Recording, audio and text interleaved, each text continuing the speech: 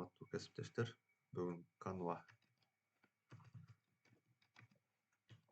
боюнча кыска бир маалымат берип кетели. Canva для образования. Биз Canva'ны кантип бекер алсак болот? Ошол боюнча маалымат берели. Өзүңүз аккаунтуңуз менен кирдиңиз. Андан кийин бул жакта получить подтвержденияны бассак.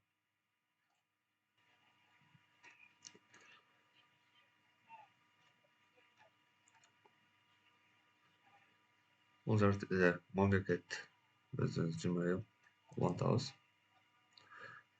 Эмне документ керек? Бул жакта условия боюнча таанышсаңыздар болот. Кайсыл мектептер, кандай мектептер Canva'ны бекер колдоно алат? Кайсы мектеп же болбосо университеттер Canva'ны колдоно албайт бекер. Биз ким экендигибизди тастыктаган бир документ керек болот.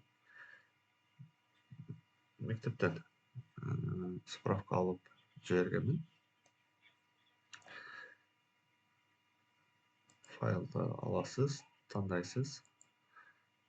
Продолжить деп. Азыр биз жана бир сүрөттү коюп туралы. Продолжить.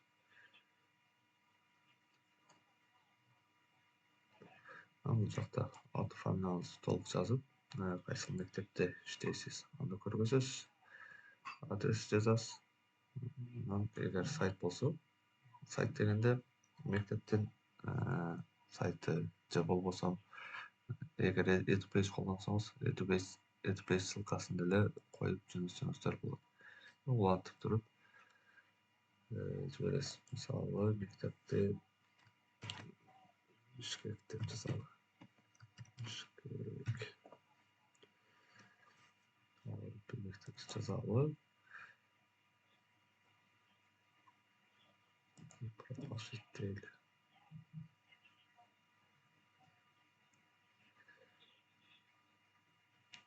Маалымат текшерет. 24 саат ичинде же уруксат берет, же уруксат бербейт. Азыркы учурда мага уруксат бербейт. Себеби мен атайын уруксат алган жокмун. Бул жерде уруксат алынган мугалимдер үчүн бекер